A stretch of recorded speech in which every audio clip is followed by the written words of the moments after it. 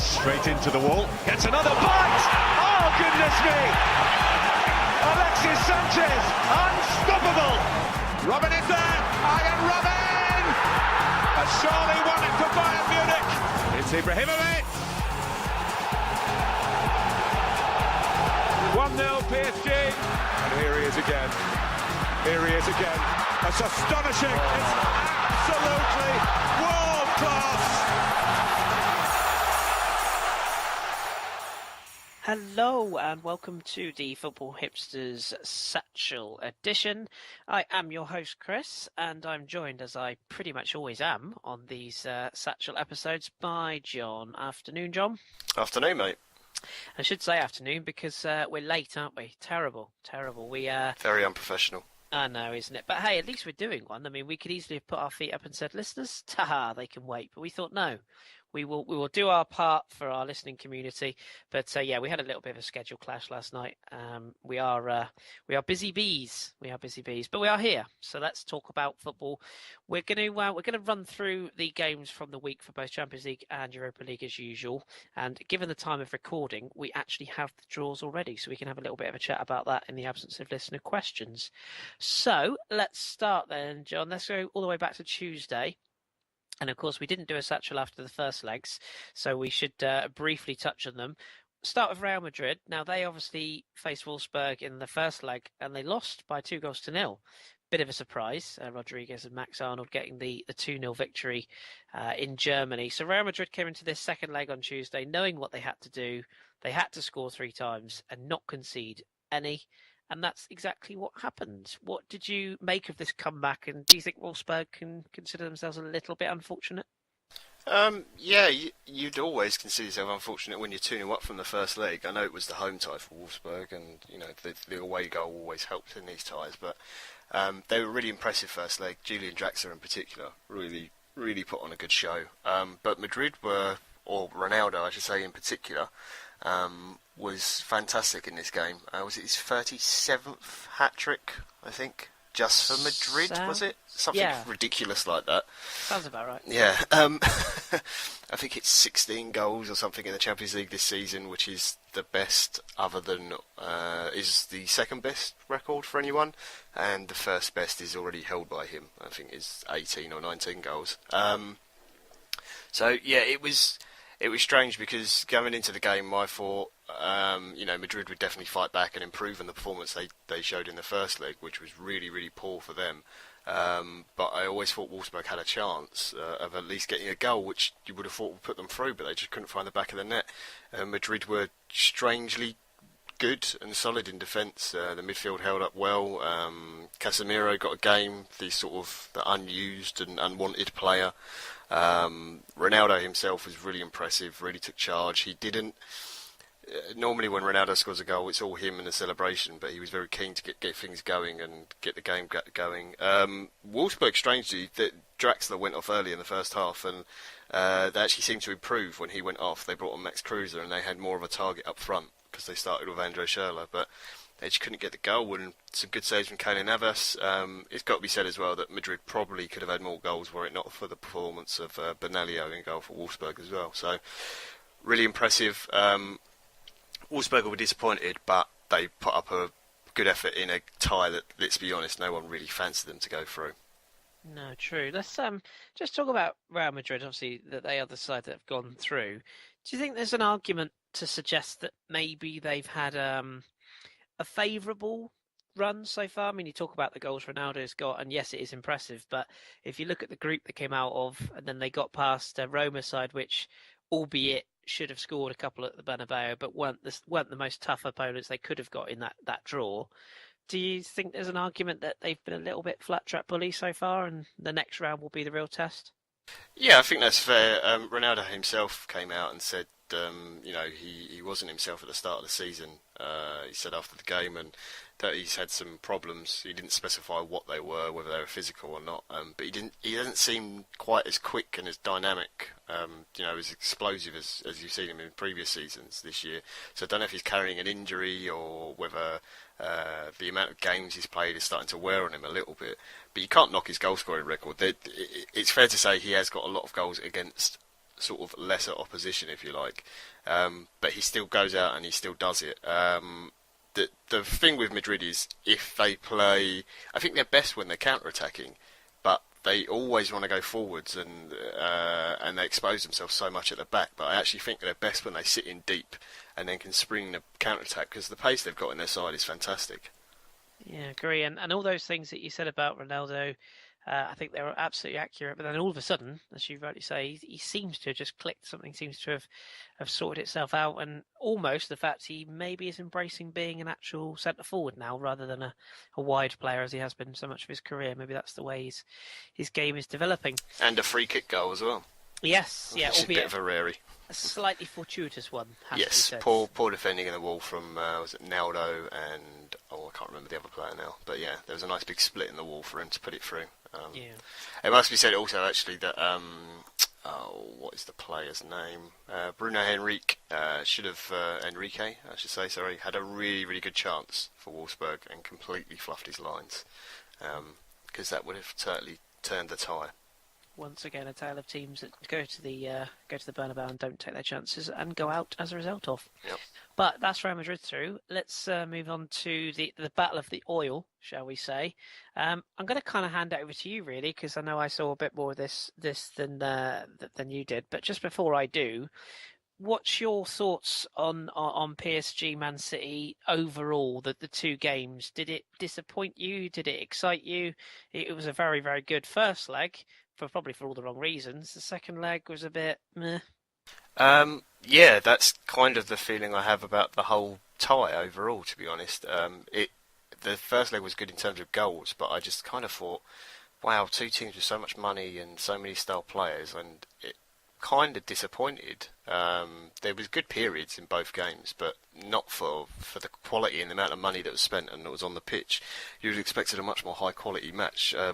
But yeah, it also slightly like I was very torn on who was going to go through on this one. I really couldn't call it either way because teams, whilst PSG have been great in the league, obviously Man City have been poor, but you know what they can do, and you also know what PSG can do. But they very rarely play quality opposition until this round of the Champions League, so it's always hard to judge where they're going to go. But I just wonder what you thought on it because I know obviously you are a big follower of the French football and PSG in particular, and you rated their chances this season in the Champions League.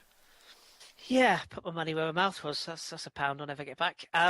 Gutted. No, I'm so disappointed. Like especially that second leg. I mean, PSG were all right in the first leg, and I think Man City probably they were better than people expected them to be, and they overperformed in that first leg. But they came away with the two goals.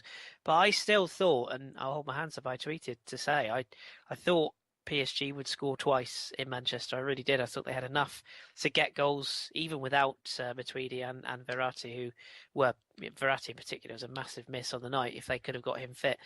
But no, it was just so poor. I mean, Blanc switching his tactics to a sort of a 3-5-2 at times. He had a left back at centre back and a right back at left back, and it struck me as he went for it and it backfired. But it's one of those. If it had worked out, everyone would have said, "Well, what a wonderful coach." But you know, it really didn't. So that's probably him on the phone now, actually.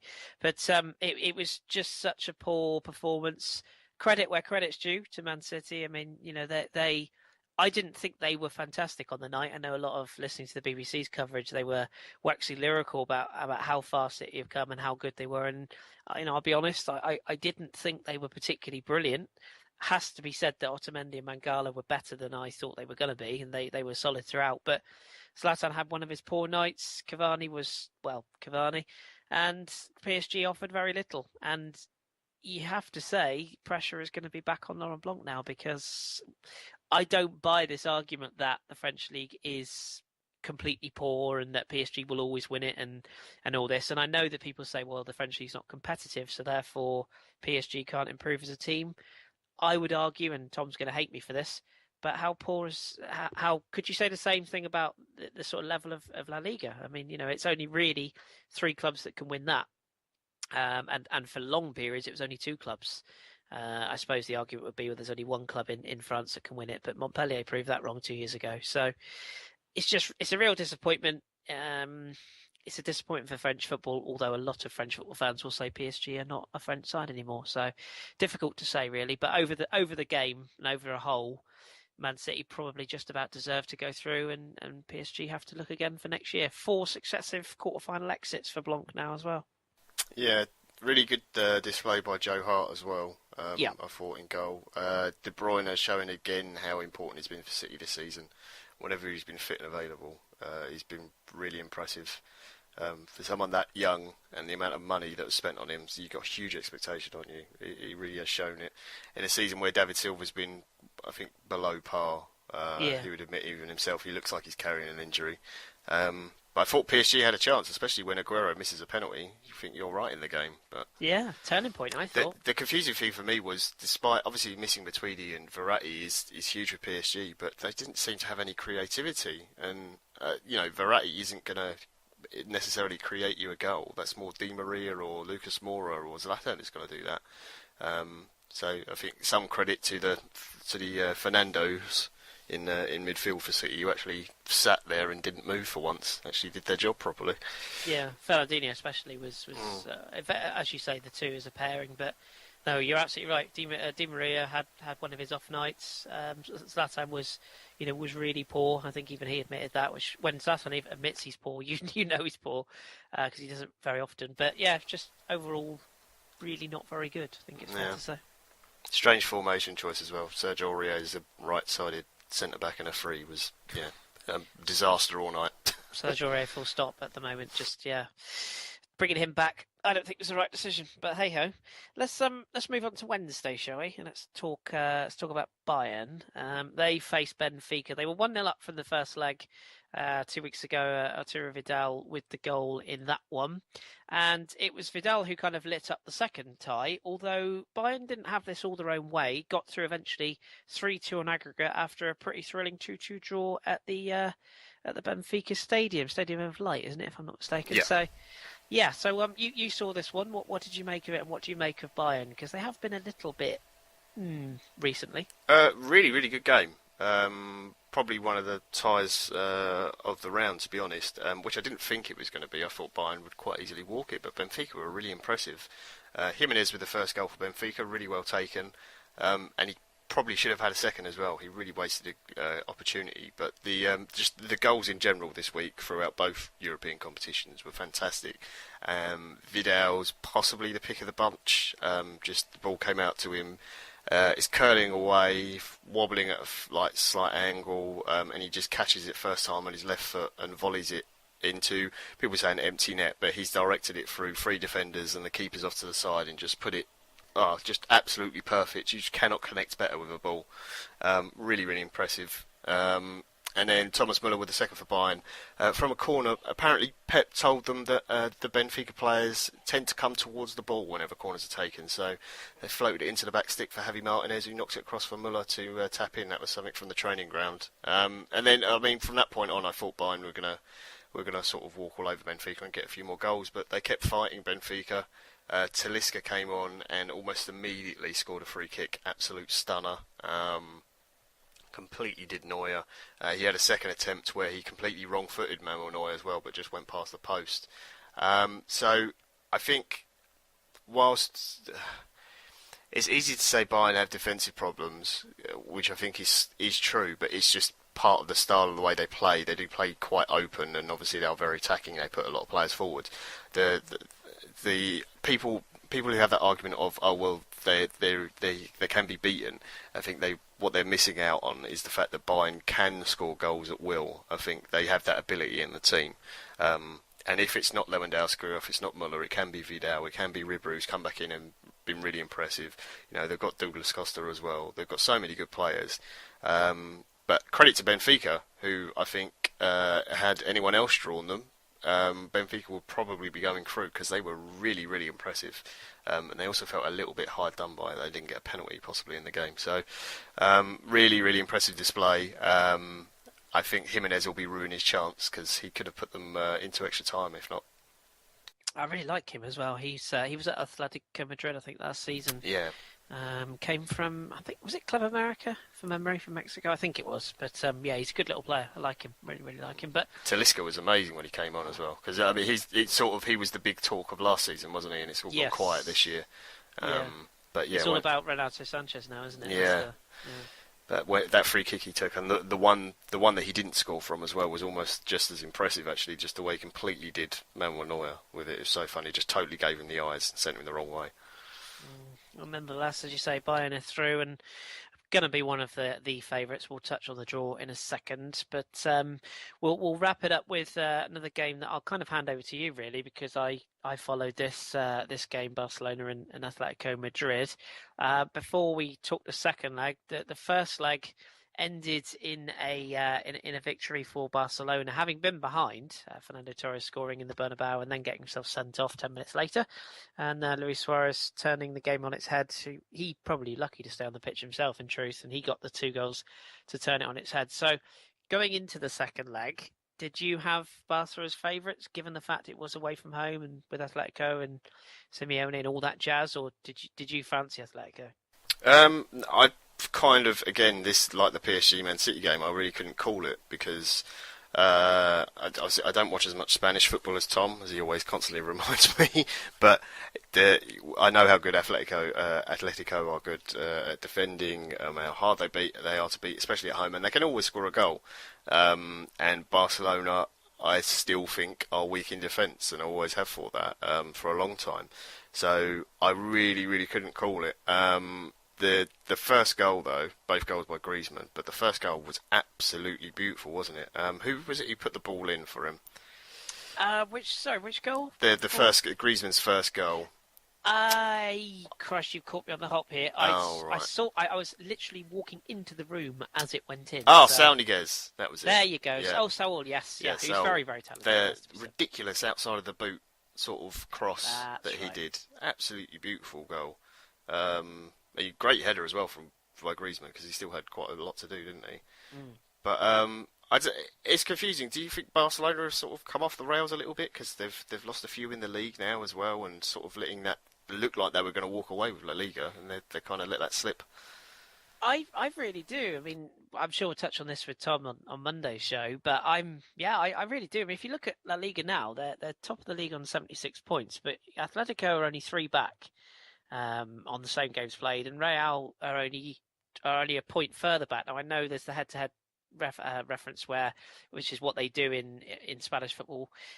So technically, you could probably say they're 4 points clear, but all of a sudden, it's all tightening up. And this, I think there was shots of Iniesta crying on the team coach as the coach pulled away, and this was massive for Barca.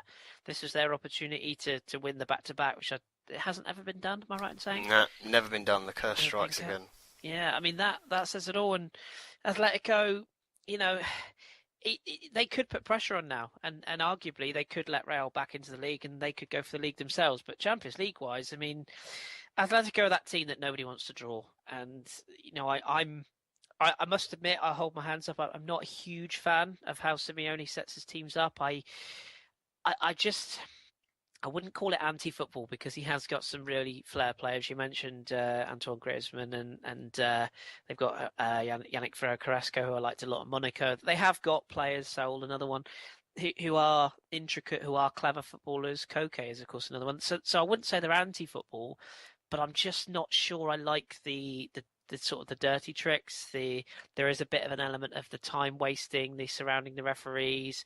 Should also be said that they did get away with a blatant handball in the second leg in the very last few minutes, where had Barca got a penalty, which they probably deserved, they could have taken it to extra time, and who knows. But you can't deny Simeone has got them playing how he wants them. The club is essentially, that squad is put together off the back of they had a huge tax bill. I think it was 200 odd million tax bill that they kind of essentially left in place so they could strengthen the squad, and they're now paying it off because of the success they've had. It's a risky process if it doesn't work, but it has worked for them, and they have got some star players. And Simeone he's a cheerleader.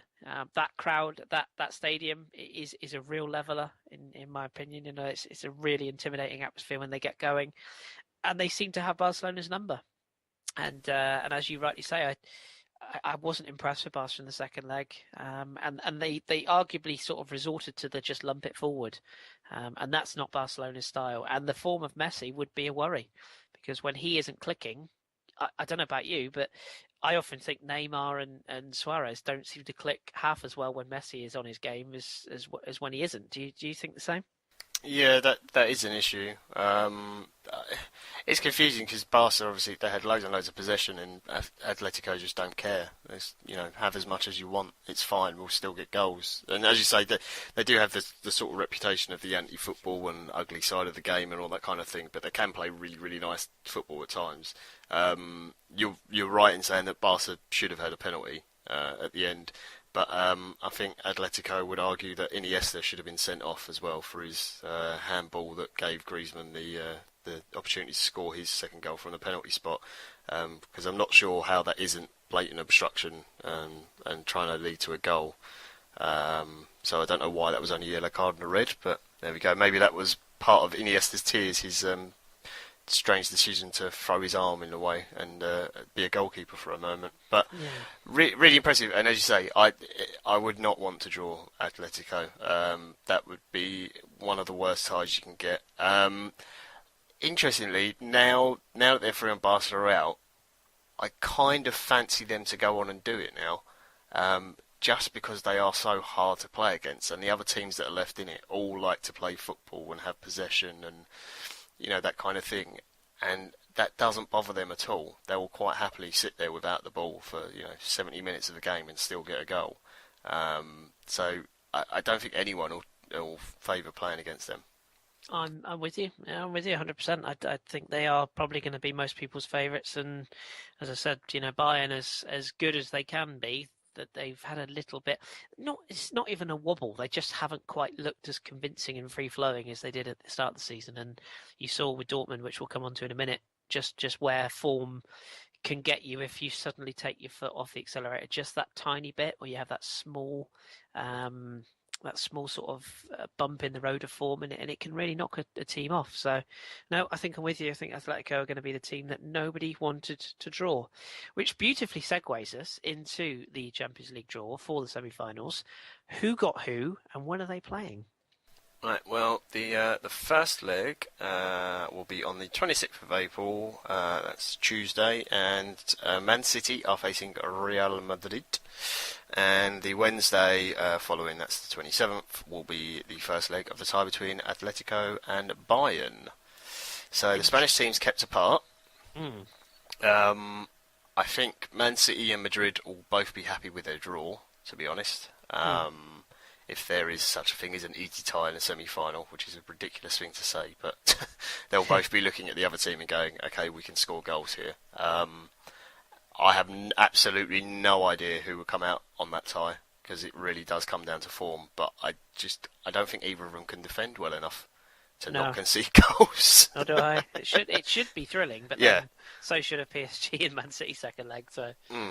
Yeah, I did chuckle actually listening back to Radio 5 when they were previewing the Man City game the night before, and all of them were saying, oh, it's going to be a great game, it's going to be this, it's going to be that, and poor old Kelly Cates is sat there going, oh, I don't want to jinx it because you know what happens when we do, and I was thinking, you were spot on, love, absolutely spot on, but yeah, it should be two pretty good ties, and in a weird way, that Bayern game with Atletico is a mixture of two completely different styles. Yeah, and that will be really interesting from like a tactical point of view as well, because Pep will obviously analyse every tiny detail of what chinks there possibly is in their Atletico side, and it's a replay of the final as well. Yes, obviously. It is. Yeah. So it's 2 years ago, wasn't it? Yeah, that final. So that will be a really interesting tie. I can't call it. I really can't call it. No. My head says Bayern over the two legs, but just Simeone just gets so much out of his players. I've got no idea. I'm going to firmly sit on the fence. Is it written for a Bayern City final? It almost seems that way. I mean, that would be very funny if it was that way and Pep beat his future employers. Yeah. The one thing you would say, of course, is if he does, it'd be the easiest speech he could ever give to his new dressing room when he comes in and says, "Right, you're gone, you're gone, you're gone, Oh, you're yeah. gone," and they go, "Why is that?" And you go, "Well, we just beat you in the final, so you ain't good enough." Like, it'd be the easiest way to get rid, wouldn't it? So, yeah, interesting. I happen to think it'll end up being a Madrid final, which wasn't it that last year when 2 years ago when Real won? It was a Madrid final then, wasn't it? When they won La Decima. Yeah, was that yes. 3 years ago? I can't remember. Whenever it was, Yeah. it was the Ramos goal, wasn't it, that won it? Yeah. So, yeah. Okay, well, that should be interesting. I'll say I'll go for Madrid final, but I ain't calling a winner. God knows. I'm sure we'll be wrong. We usually are. Let's move on to the Europa League then, where we were also both wrong, given what we predicted as the outcome winners. I think we both picked Napoli at one point. We both picked Dortmund, and yet again, here we are looking silly. Let's start with Dortmund. Dortmund Liverpool. The first leg was a 1-1 draw. And I think from that, I think most people then said, okay, it's a really good result for Liverpool, but Dortmund will still have plenty of attacking talent on show. They'll still have plenty of opportunities. And it seemed in the second leg last night at Anfield that all was going to plan. What did you make of this? And try and put into words what your thoughts were, even watching the highlights, let alone the actual game at the time. Just wow.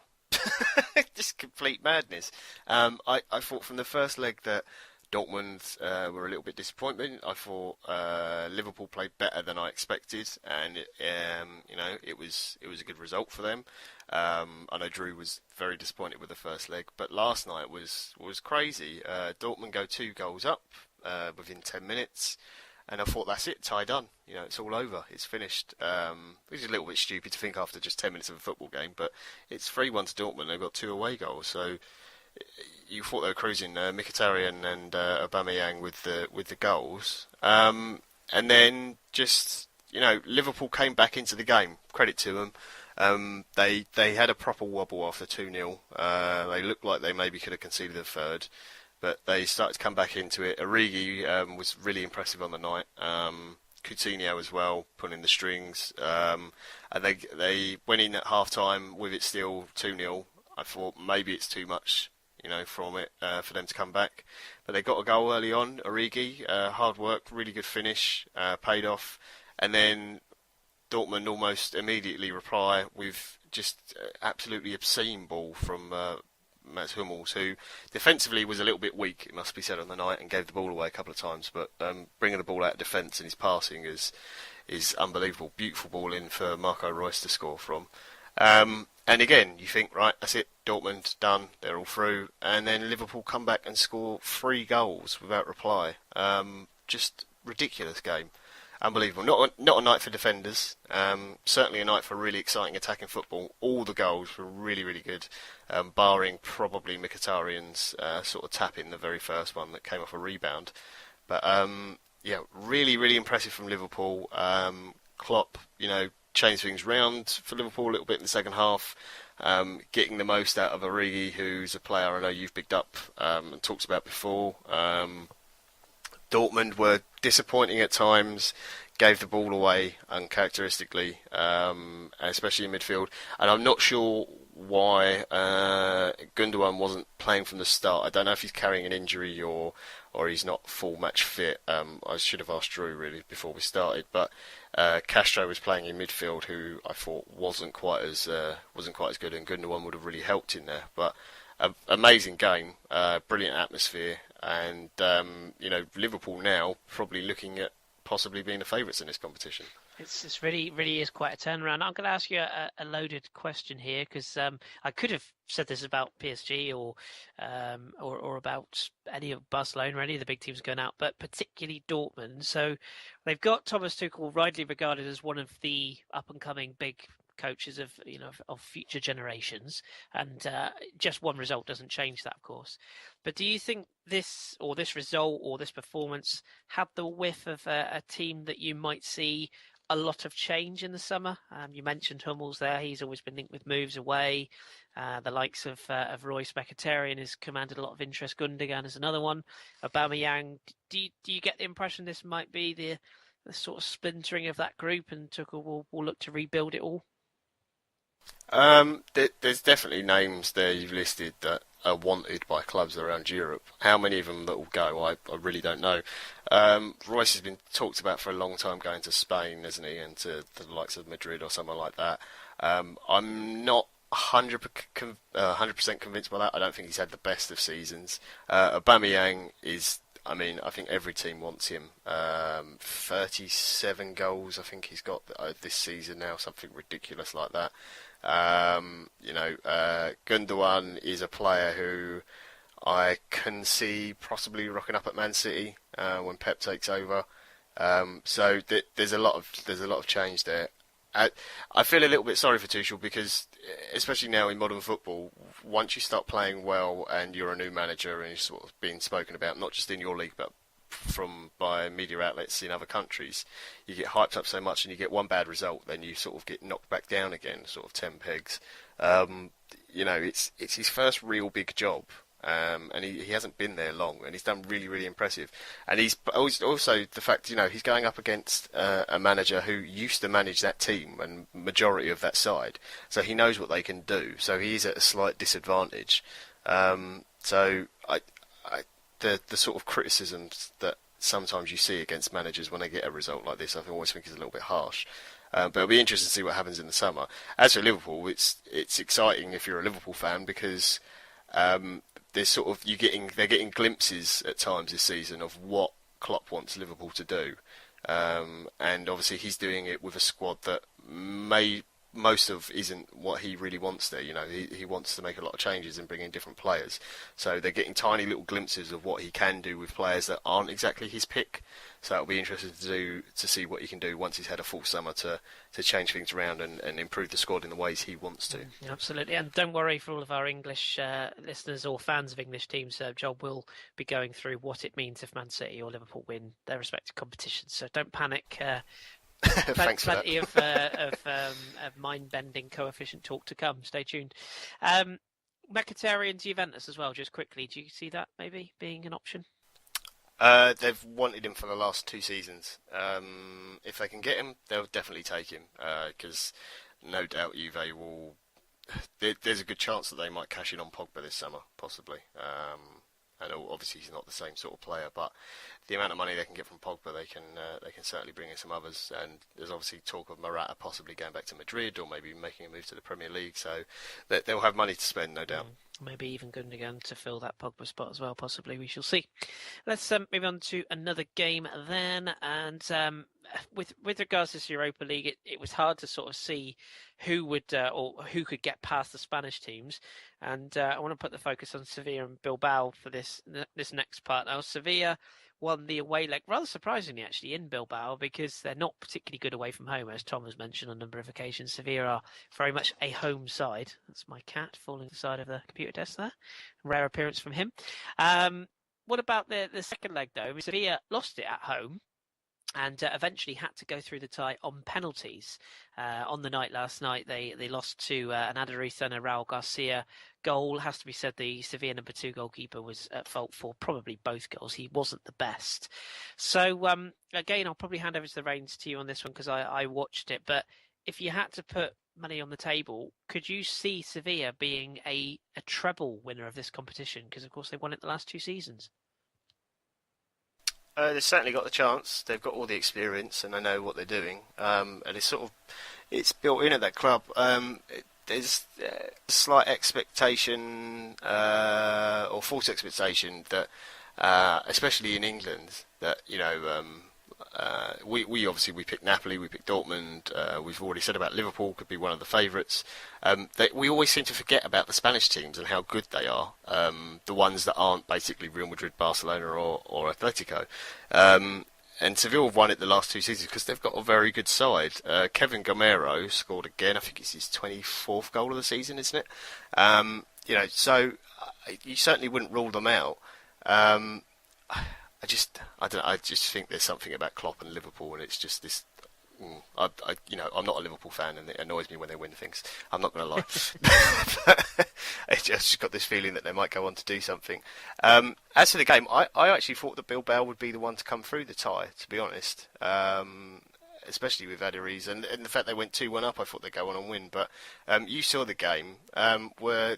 were Bilbao that much better? Were they a bit unlucky on the night? Or They were, to be honest. I mean, it was a tough one, and Bilbao was sort of the sentimental favourites, just because they were the kind of the underdogs of the two, I guess, and they kind of had quite a good story because they struggled for long periods last season, and this season they come back with a vengeance, and of course they did win the Super Cup with that victory over Barcelona at the start of the season, and got everyone looking at them, but they were a bit unfortunate.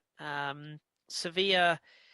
Sevilla are just such a strange side because sometimes I look at them and I think, Christ, they're so good, so much attacking talent, and Konoplyanka and Gamero. They've got a good solid base with Nzonzi and Krychowiak, who I'm a big fan of. They've got a lot that you can look at and go, yeah, they're a really good side, but sometimes they just something about them, they just don't turn up. And this game was a prime example of that, where they never really looked like they were at it. And particularly when they got back, they went behind to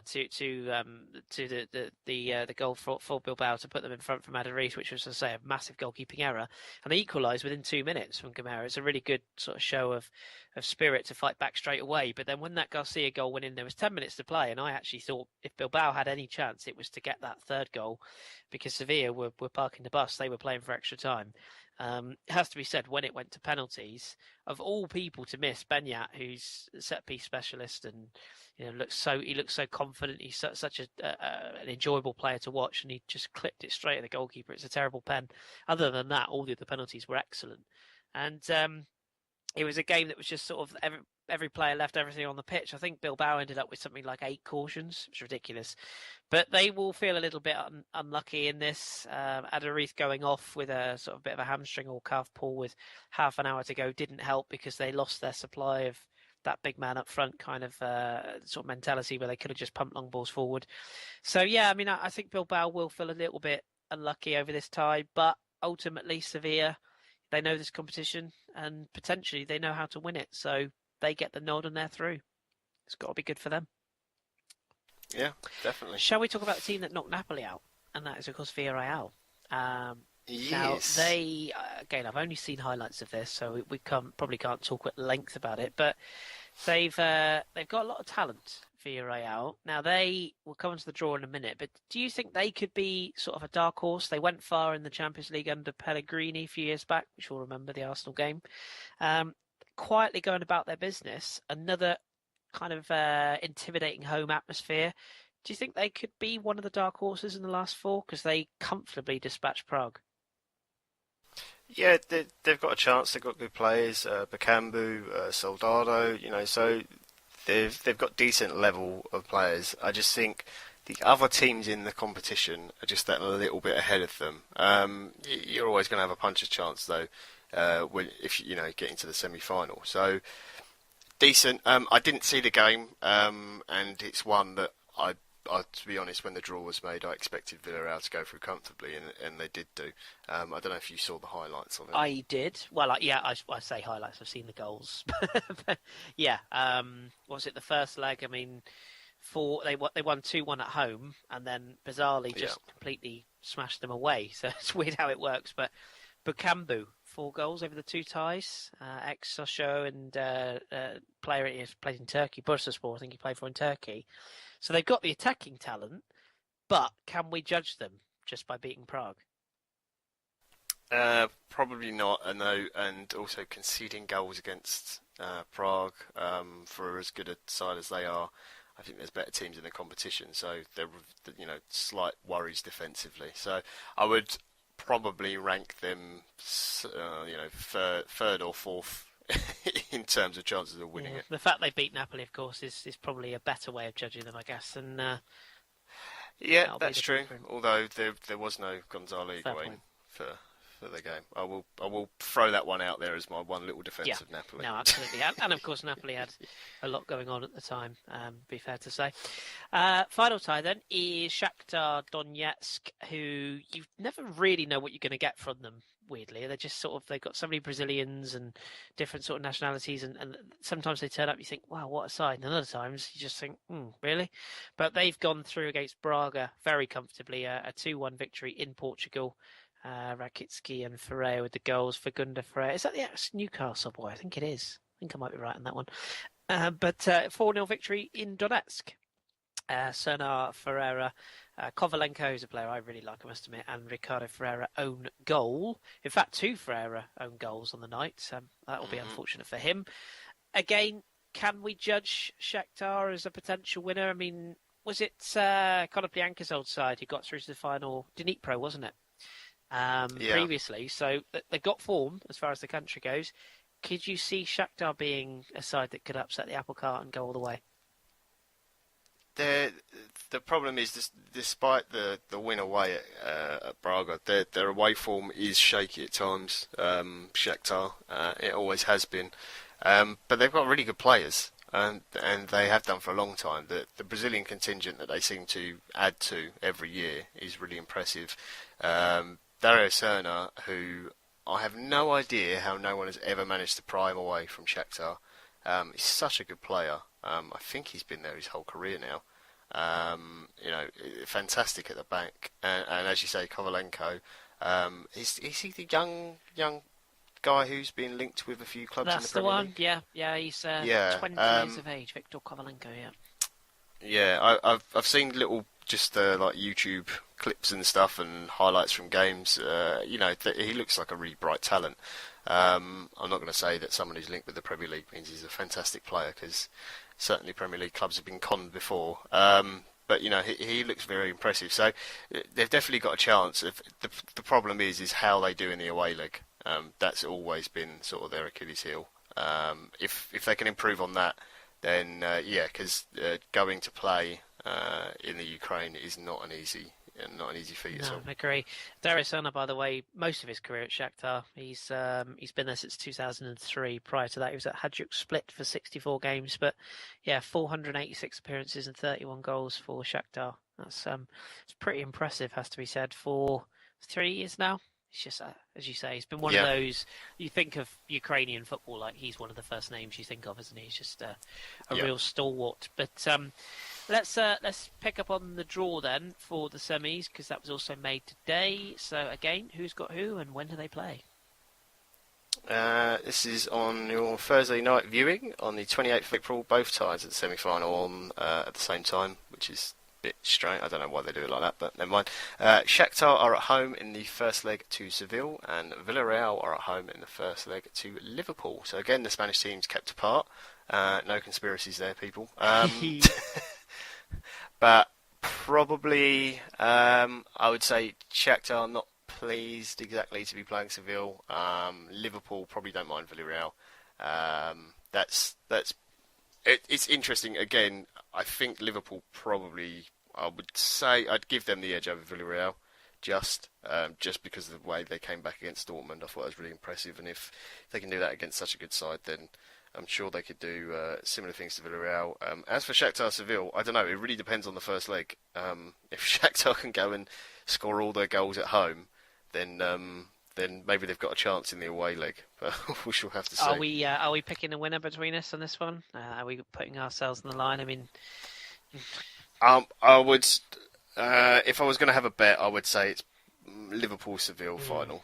That would be where my money is. But Shakhtar have definitely got a chance. Yeah, I fancy Sevilla. I do. I tell you what, it'd be quite an achievement to win it 3 years in a row. I mean, I know Europa League is not the A-class competition, if you will, at the risk of offending a lot of people listening. But it is the secondary competition. We can't go away from that. But to get to 3 successive finals, let alone win it 3 times, is pretty impressive, has to be said. And Unai Emery, his stake seems to be going up. So.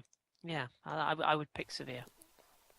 Yeah, I'm not sure any other team has. I don't think any other team has done that. I'm sure there probably is, maybe when it was just called the UEFA Cup, the old UEFA Cup. Maybe there is a team that's done it. Listeners, if you know, tweet us. Yeah, let us know. I think there's certainly none that I can immediately leaps to mind that get there. But no. Be very much interesting to follow those, and we of course will be across them. We'll probably give you a heads up now. We'll probably do similar to what we've done this time with our Satchel. We'll probably report on the games when they're both played. The 2 legs are finished. It seems a good way of wrapping up the ties. It just makes our scheduling a bit easier. So that's probably what we'll do. But in the absence of listener questions today, because obviously we have dropped this one on people a bit short notice, John. So I know we do have a lot of English listeners and fans of English teams, particularly teams sort of at the top end of the league at the moment. So they're all. Oh, I say they're all. A lot of people have asked, what if Manchester City and or Liverpool win these tournaments? What does it mean for the likes of Arsenal, Man United, Man City, even Leicester? I mean, does it change the coefficient? Does it change who qualifies for what? So, what's your understanding of it if both or either or win those competitions? Right, well, it used to be that only 4 teams from one association could go through, from one of the top associations, so like England or Spain, Germany, but that's been changed now. You can now have 5 teams in the competition. So if you win the Euro League, you are definitely in the Champions League. That is a firm, steadfast rule. That will not change. If you win the Champions League, you are in the competition next year. That is also a firm, steadfast rule. And the new rule is that if you win the Europa League, you're also in the Champions League. So if both Liverpool and Manchester City were to win the competitions they're in, then this would also be on the basis that neither of them finished in the top 4 in the Premier League for this explanation. Then the team that finished 4th would then drop into the Europa League, because you can only have 5 teams. So if you took the league as it was now, you would have Leicester top, Spurs, Arsenal, and then the other 2 teams that could come through to make the 5 up would be Man City and Liverpool. So if Man United finished 4th, for example, they would drop into Europa League. So that is how that works. There's no other change. I know lots of people were confused because of the FA Cup, and do you get a Europa League spot for that? That's all been scrapped now as well. You don't get anything for winning the FA Cup. The European spot, the domestic cup competition prize has sort of been taken away, and it's been given as a league position now. That was UEFA's decision. It's all very technical, isn't it? That's one thing we can take. Yeah, it sounds, when you try and explain it, it sounds really complicated. But if you it's actually, if you just Google Champions League and go on the Wikipedia page for it, there is I think the section for it is. I will look up the exact tab for it, just so you can hear me probably typing now on my computer. I'll find the exact tab for people, just in case they didn't understand my explanation. Where are we going? Champions League. Do some filler, Kris, whilst I'm clicking on things. Phil. Well, just to say that it's almost a compliment to you that people ask you every week, because you seem to know exactly what you're on about. So, no, it confuses the hell out of me. I know a lot of people have also tweeted me and said when I've kind of ruthlessly slated other English teams and said I am famously a person that doesn't support other English teams in Europe. I support my team, and that's the only team I support, I'm afraid. That's just the way it is. So a lot of people have tweeted me and said, what about the coefficient? And I've politely gone, I don't care. So that's why I ask you, John, because you obviously do care and I don't. Oh, well, I wouldn't say I completely support English teams in European competition. Honestly, once Arsenal are out of it, I'll just watch the games and enjoy them, unless it's a team I completely despise. Of which, of course, every football fan has teams they despise. They just have to. So now, that was great filler, by the way. If you just type in 2015/16 UEFA Champions League on Google, you'll find the Wikipedia page, and then on the contents bit section, there's next to the number 2, you will find Association Team Allocation. Click on that, and that will explain it a lot easier than I have. But basically, the top associations, ranks 1 to 3, they can have a maximum of 5 teams. 4 teams qualify through their league, and then you can have an extra 1 through winning the competition, that kind of thing. The chances of both Liverpool and Man City winning their European competitions, though, are, I would say, pretty slim. But you never know; it can happen. You just do not ever know. It's all opened up all of a sudden. It really has. Yeah, if you're really, really bored, you can go and look a bit further down. There's the rank of each association. So Spain are top, then England, then Germany. Then you have the coefficients, what they're at. Don't ask me the maths for the coefficients, because that's some stupid formula that they do, which is absolutely ridiculous. And then you have Italy, Portugal, France. So you can have 3 teams and so on, and each association going all the way down. Gibraltar down in 54th place, disgraceful. Ouch, that is quite low. Yeah. Now I'm just going to drop one more thing on you just before we go, and I will quite happily do the same for France, for people who are interested. In Italy, as we speak, who is in pole position for Champions League qualification, and then who is in pole position for Europa League qualification at the moment? Well, Juve obviously are top of the league, so they will be taking the automatic spot. I don't expect that to change. I expect them to go and win a title. Napoli are second, and then Roma are third. So that would be... do they have to qualify? They have a qualifier game for that. For Europa League, I can't remember what it goes down to. 4th, 5th, 6th. I think it goes down to 6th place, off the top of my head, which would be... Let's look up table. Inter, Fiorentina, and Milan. I think it's down to 6th. It might be down to 7th. I'll have to double check. No that. worries. As far as France goes, I mean, at the moment, obviously PSG are over the hills and far away. The second place in Liga does get through automatically. At the moment, that's Lyon on goal difference from Monaco, who are in third, which is the qualifiers position. And there's just the one Europa League spot in France, which is currently occupied by Nice, who are in fourth. But it's quite a chase for that Europa League spot in particular. You could go down as far as Lille in 7th on 49 with St Etienne and Rennes above them. So that's going to be quite interesting. And of course, of the day of recording, today being the 15th of April, tonight is Lyon against Nice. So this could be out of date very quickly if Nice pull off the unexpected result at Lyon. So not like us. Yeah, it's equally, of course, if Lyon win that game tonight and go to 58 points, that puts huge pressure on Monaco to go and beat Marseille on Sunday, which, in fairness, shouldn't be too tough. So, yeah, there we go. Okay, super. So that is it, really. I don't think there's much else to discuss. The good thing about the more games that are played, the deeper into tournaments we go, the less we've got to cover. So we can just have a bit of a chinwag about general stuff. So that's it from us. Just a couple of quick things to mention. Obviously, the pod returns as usual on the Monday. Do let us know your feedback on how you thought this week's episode went. If you haven't already, we always like to receive your thoughts. Team of the Week obviously is now a website only segment, so let us know if you liked that or didn't.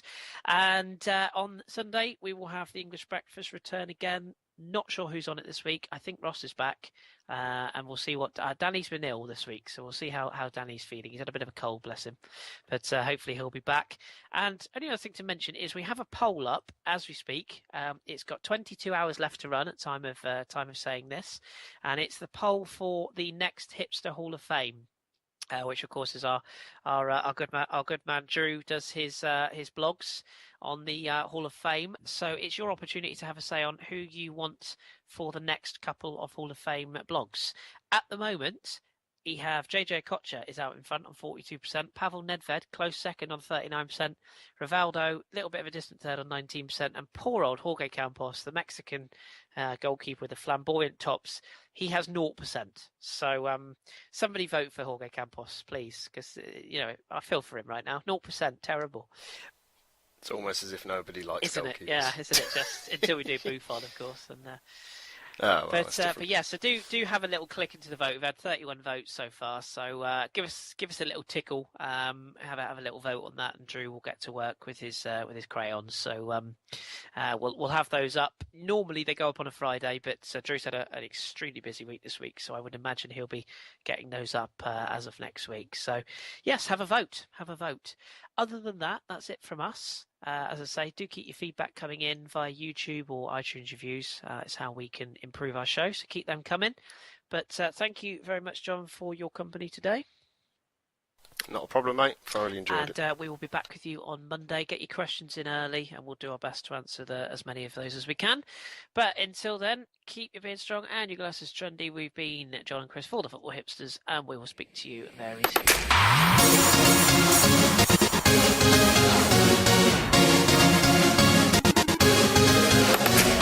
Down by Cafu. In towards Gerrard! Hello! Here we go! Steven Gerrard! Now Ronaldinho. Oh, it's a terrific goal! Wonderful goal! There's a mistake by Bernat. It's let Messi in! He makes the difference for Barcelona! Hooked into the penalty area towards Zidane! Oh, fantastic!